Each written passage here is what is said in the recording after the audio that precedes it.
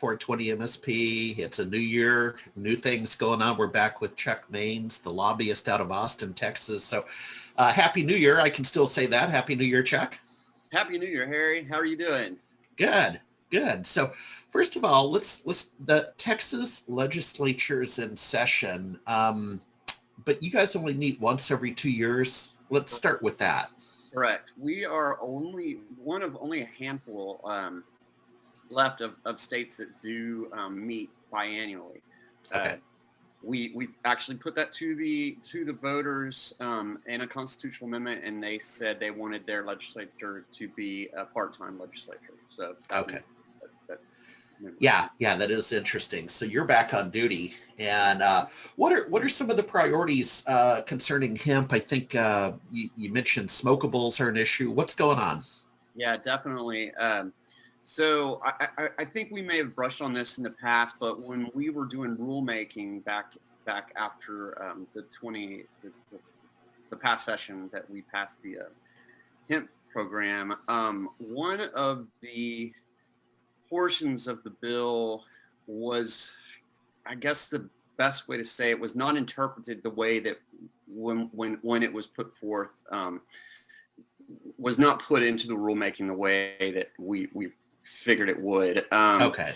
And that is the smokables. So in the bill, it basically allows it puts out there that smokables, you can use the hemp plant for X, Y, and Z, but it doesn't really say you can't use it for, X, Y, and Z either. But yeah, I get it.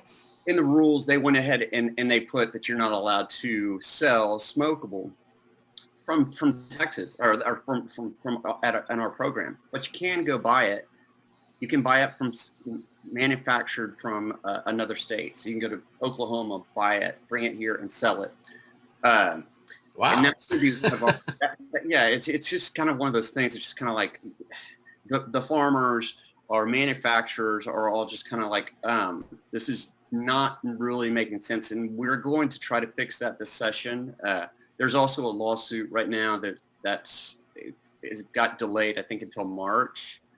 So we'll see how that goes. But that's going to be one of our priorities. But yes, we started a couple weeks ago. So. Yeah, and so a couple of thoughts. What's interesting is I'm hearing, and I don't live in the world you live in, but it sounds like the devil's in the details, right? That there's two layers. There's the legislation, and then there's the regulation. Yes. I don't think I'd be successful in that world. One of those things. It's just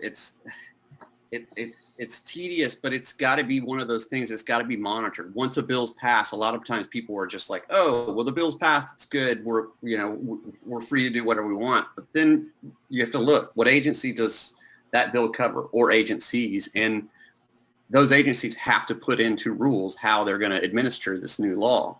Yeah. And this is one of the examples of why you need to follow it. We were following it, but it was just one of those things that higher powers at B decided that they wanted to go ahead and ban smokables. So, okay, well, I'll tell you what, I'm looking forward to the next few months with you, because you're back in the saddle again, as they say, and you'll have some current updates. So thanks for joining us in 2021.